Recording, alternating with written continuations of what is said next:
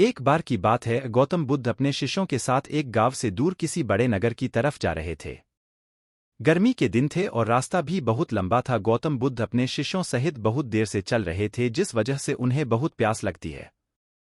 वहां से कुछ ही दूरी पर बरगद के वृक्ष की एक घनी छाव थी। सभी लोग उस वृक्ष के पास पहुंच जाते हैं। महात्मा बुद्ध अपने शिष्यों सहित वृक्ष की घनी छाया के नीचे विश्राम करने लगते हैं। बहुत देर से चलने की वजह से सभी का गला प्यास से सूख रहा था। यह बात बुद्ध जानते थे। बुद्ध ने अपने एक शिष्य को कहा, आप इस बरगद की छाया से 20 कदम दूर जाकर बरगद की 2 बार परिक्रमा करके वापस आओ। शिष्य वैसा ही करता है जैसा बुद्ध ने बताया। परिक्रमा के बाद जब शिष्य महात्मा बुद्ध के पास आया तो बुद्ध बोले कि क्या आपको किसी ठंडी हवा का अनुभव हुआ था? शिष्य बोला, हाँ महात्मा बुद्ध, उस उत्तर दिशा की तरफ से मुझे कुछ ठंडी हवा की अनुभव हुआ था। शिष्य की यह बात सुन महात्मा बुद्ध शिष्य से तुरंत बोले कि उसी दिशा में चले जाओ, जरूर वहां से कुछ ही दूर पर एक तालाब अवश्य मिलेगा। उस तालाब से सबके लिए पानी ले आओ। शिष्य उसी दिशा में जब कुछ दूर जाता है तो वहां सच में एक तालाब होता है। तालाब देख शिष्य बहुत प्रसन्न होता है और तालाब के निकट जाकर जैसे ही तालाब से पानी भरने वाला होता है, तभी शिष्य की नज़र वहां दूर तालाब में कपड़े धो रही कुछ स्त्रियों पर जाती है। यह देख शिष्य मन में सोचते हैं कि यह पानी तो गंदा हो गया है, लेकिन जब शिष्य ध्यान से तालाब के पानी को देखते हैं कि अभी भी तालाब का कुछ पानी साफ है, इतने में 2 बैलगाड़ी जोर से तालाब के किनारे से होती हुई निकल जाती है। बैलगाड़ी के पहिए तालाब की मिट्टी के ऊपर इतनी जोर से निकलते हैं कि तालाब के नीचे बैठी बहुत सारी मिट्टी तालाब के ऊपर आ जाती है, जिस वजह से तालाब का बचा हुआ पानी भी गंदा हो जाता है। यह देख शिष्य बिना पानी लिए क्रोध में महात्मा बुद्ध के पास वापस चला जाता है। शिष्य बड़े ही निराशा भाव से महात्मा बुद्ध को सब बात बताता है। शिष्य की बातें सुन सभी शिष्य बोलते हैं कि हमें तुरंत यहाँ से निकलना चाहिए, किसी दूसरी जगह पानी की खोज करनी चाहिए, वरना प्यास के मारे जान निकाल जाएगी। इधर महात्मा बुद्ध सभी को शांत होने के लिए कहते हैं और बोलते हैं कि धीरज रखो, कुछ देर यही बैठो, उचित समय आने तक संयम बनाए रखो।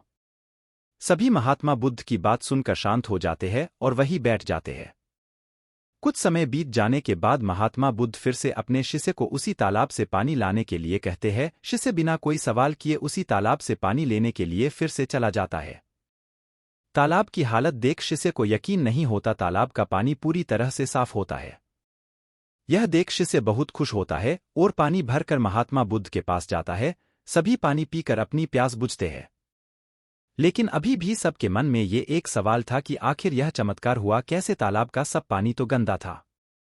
उन्हें लगा कि जरूर ये बुद्ध की शक्ति है। इनमें एक शिष्य ने यह सवाल महात्मा बुद्ध से पूछ ही लिया कि यह चमत्कार आपने कैसे किया? शिष्य का जवाब देते हुए महात्मा बुद्ध बोले कि यह कोई चमत्कार नहीं, यह आपके सब्र का फल है। यह फल है आपके सब्र बनाए रखते हुए उचित समय के इंतजार का। जितनी देर हम सब लोगों ने सब्र किया, उतनी देर तक तालाब के पानी के ऊपर तैर रहे सभी गंदे तत्व और मिट्टी तालाब के पानी के नीचे बैठ रहे थे। फिर कुछ देर बाद शिष्य जब वहां तालाब के पास पहुंचा, तब तक सब दूषित कण नीचे बैठ चुके थे, जिस वजह से तालाब का पानी पहले की तरह साफ हो चुका था तथा तालाब साफ दिखाई दे रहा था। यदि उस समय आप लोगों ने सब्र न किया होता, धैर्य न रखा होता, तो आप सब इतनी गर्मी में पानी की खोज में प्यासे रहकर शायद अब तक मृत्यु को प्राप्त हो गए होते, क्योंकि यहाँ से अगला कोई तालाब है या नहीं, और होगा भी तो क्या उसका पानी साफ होगा या नहीं। इन सब कारणों से आप कभी प्यास न बुझा पाते और प्यास से मर जाते। फिर इतना बोलने के बाद महात्मा बुद्ध शिष्यों को एक सीख देते हुए कहते हैं कि जैसी स्थिति हम लोगों के समक्ष आज आई है, वैसी ही स्थिति और मुश्किल दौर जिंदगी के हर मोड़ पर आएंगे।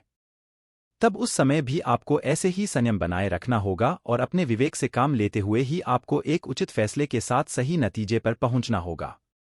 हर मुश्किल दौर में सब्र रखते हुए ऐसे ही शांत मन से ही कोई फैसला लेना चाहिए जिसका आपके और दूसरों के लिए अच्छा हो, क्योंकि ऐसी स्थितियों में लोग अक्सर गुस्से में आकर अपना सब्र खो देते हैं और गुस्से तथा जल्दबाजी में गलत काम और फैसला कर बैठते हैं, जिसका बुरा परिणाम उनको भविष्य में देखने को मिलता है, जिसमें खुद का नुकसान अधिक होता है। कुछ परिस्थितियां जीवन में ऐसी होती है जहां हमें सब्र बनाए रखते हुए उचित समय का इंतजार करना होता है, लेकिन लोग अक्सर यहीं पर अपना सब्र खो देते हैं और उचित समय आने का इंतजार नहीं करते, जिस वजह से उनको आगे चलकर दुख और मुश्किलों का सामना करना पड़ता है।